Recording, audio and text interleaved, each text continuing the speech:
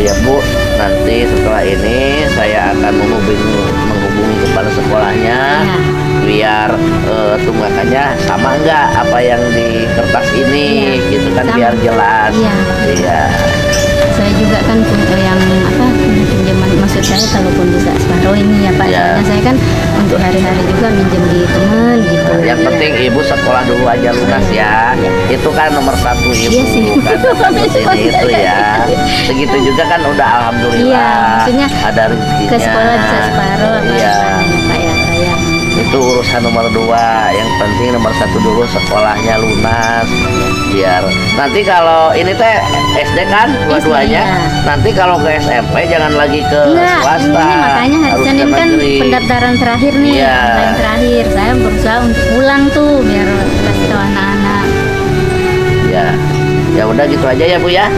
Setelah ini aku hubungi apa ini Bu. Ini buat bekal Ibu di jalan sampai rumah ya. Assalamualaikum warahmatullahi wabarakatuh. Bismillah, alhamdulillah, wassalatu wassalamu ala rasulillah, amma ba'du. Selamat berjumpa kembali di AJ Dakwah TV. Semoga kita semua senantiasa diberikan kesehatan dan keberkahan oleh Allah Subhanahu wa ta'ala. Amin ya Allahu ya Rabbal Alamin. Pada hari kemarin ada salah satu warga Tanjung Priuk, Jakarta yang berkunjung ke kediaman Kang Deddy Mulyadi di Lembur Pakuan. Yang kebetulan Kang Deddy Mulyadi saat itu sedang melaksanakan tugas beliau sebagai Gubernur Jawa Barat. Dan akhirnya orang ini, yakni seorang ibu yang datang ke Lembur Pakuan dengan memakai kursi roda, itu diterima dan kemudian berdialog dengan Haji Mumuh. Haji Mumuh ini adalah orang kepercayaan Kang Deddy Mulyadi.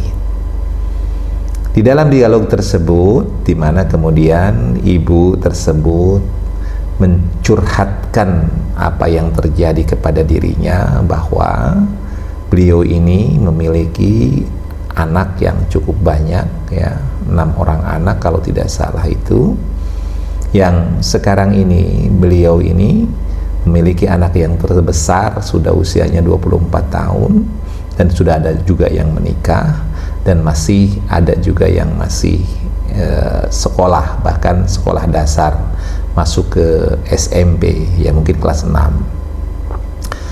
Nah, ibu ini kemudian curhat berkaitan dengan kondisi ekonominya dan kondisi keluarganya. Yang pertama, dia menceritakan berkaitan dengan suaminya yang meninggalkan dirinya dan tidak bertanggung jawab ketika dirinya diuji oleh Allah Subhanahu wa ta'ala dengan penyakit yang hanya dia bisa duduk di atas kursi roda, ya, yang kemudian suaminya pergi meninggalkannya dan meninggalkan anak-anaknya, sehingga ibu ini akhirnya memberikan menafkahi anak-anaknya dengan kondisi seperti sekarang ini, yakni duduk di atas kursi roda. Tetapi beruntungnya ibu ini masih bisa menggerakkan kedua tangannya untuk kemudian melakukan pekerjaan-pekerjaan yang sesuai dengan kemampuan dirinya.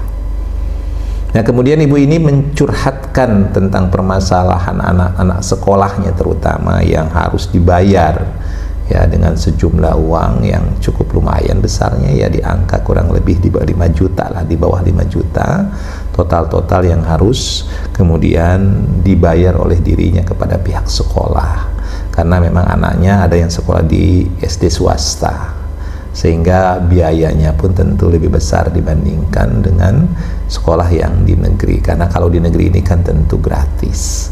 Ketika ditanya kenapa kemudian harus memasukkan anaknya ke swasta, ternyata memang berkaitan dengan masalah umur anaknya yang belum masuk ke dalam usia 7 tahun pas, sehingga akhirnya dia memasukkan anaknya ke swasta.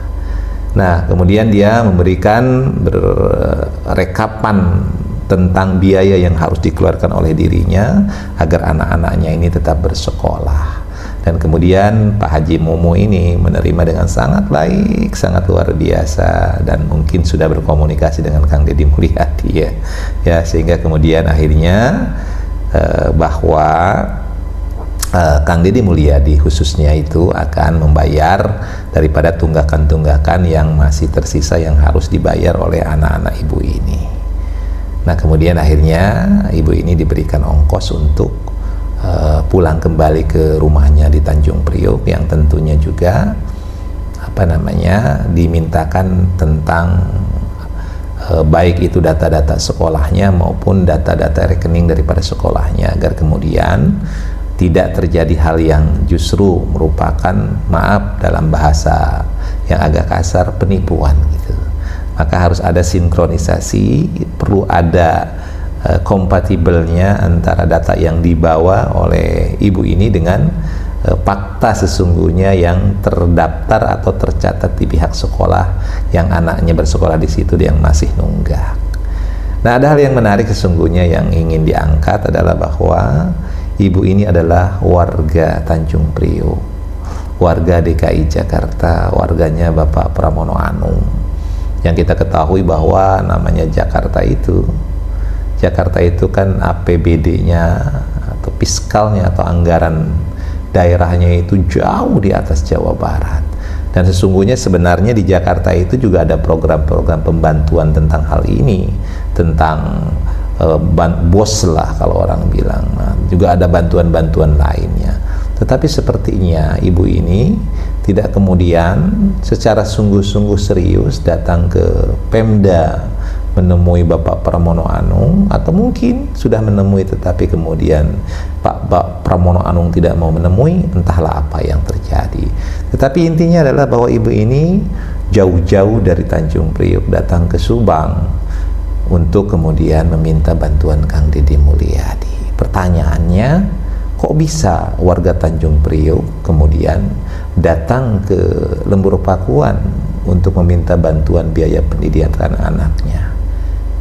Nah, pertanyaannya adalah, apakah Bapak Pramono Anung tidak mendengar keluhan warga masyarakatnya, atau mungkin ibu ini memang tidak sanggup lagi untuk kemudian bertemu dengan pejabat nomor 1 di DKI Jakarta karena satu hal atau hal lainnya. Entahlah, yang terpenting adalah bahwa sesungguhnya seharusnya setiap pemerintahan wilayah, baik itu provinsi, kabupaten, kecamatan, dan sampai ke bawahnya, itu sesungguhnya mereka harus bertanggung jawab terhadap warganya. Sungguh sesuatu yang kurang elok kalau seandainya warga DKI Jakarta, warga Tanjung Priok datang ke gubernur atau rumah gubernur Jawa Barat hanya untuk mencurhatkan tentang masalah berkaitan dengan pendidikan atau biaya pendidikan anaknya. Kenapa? Karena biaya pendidikan hakikatnya sudah digratiskan oleh negara. Entahlah itu swasta, entahlah itu negeri, pada dasarnya pemerintah sudah sangat bagus untuk menangani permasalahan pendidikan. Dalam hal ini adalah kaitan dengan biaya yang memang harus dibebaskan. Ya, kan sudah tahu Jakarta itu, sekolah negeri khususnya, itu bebas biaya. Nah, ini yang jadi PR sesungguhnya untuk kita semua. Seharusnya memang pemerintah itu menerapkan kebijakan yang sama. Swastakah dia, negerikah dia, maka seharusnya persyaratan-persyaratan untuk menjadi anak sekolah, baik SD, SMP maupun SMA, itu persyaratannya haruslah menyeluruh. Jadi tidak boleh sebenarnya negeri harus 7 tahun, swasta boleh di bawah 7 tahun. Nah, itu kan nggak adil, nggak fair namanya. Maka sebuah masukan untuk pemerintah, mungkin kedepannya nanti tentang syarat-syarat bersekolah, apakah itu masuk SD, apakah itu SMP, SMA, dan lain sebagainya, tentu harus diseragamkan secara nasional agar kemudian tidak terjadi hal-hal yang seperti ini.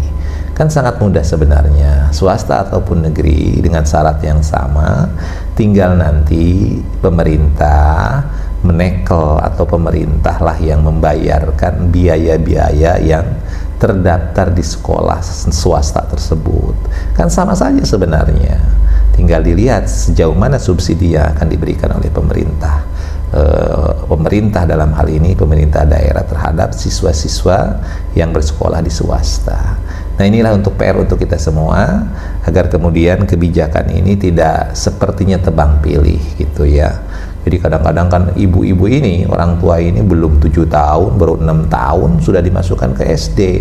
Nanti katanya kejar di SMP-nya. Nah, ini kan sebenarnya pemikiran-pemikiran yang kurang tepat. Kalau menurut Al-Fakir ya, kalau dilihat dari sisi psikologis, sesungguhnya ini akan berdampak kepada psikologisnya. Oleh karenanya nanti kedepannya diharapkan bahwa persyaratan untuk masuk SD bagi anak-anak itu harus diseragamkan secara nasional. Nah, mudah-mudahan saja ini jadi pembelajaran untuk kita semua, yang tentunya tidak ada lagi hal-hal yang seperti ini. Semua sudah tertata rapi sesungguhnya. Jadi ditata rapi, bahkan satu pintu yang diterapkan oleh pemerintah pusat. Cuman memang implementasinya, pelaksanaannya itu sering terjadi miss-miss lah bahasanya. Kadang-kadang ada hal-hal yang berkaitan dengan oknum di dalamnya. Nah, mudah-mudahan saja kehadiran ibu ini di Lembur Pakuan juga memotivasi untuk seluruh warga negara Kesatuan Republik Indonesia ini kemudian untuk bijak menerapkan berbagai macam hal, terutama dalam masalah pendidikan anak. Mudah-mudahan apa yang disampaikan di video ini bisa memberikan inspirasi dan manfaat. Wallahu muwaffiq ila aqwamil thoriq. Assalamualaikum warahmatullahi wabarakatuh.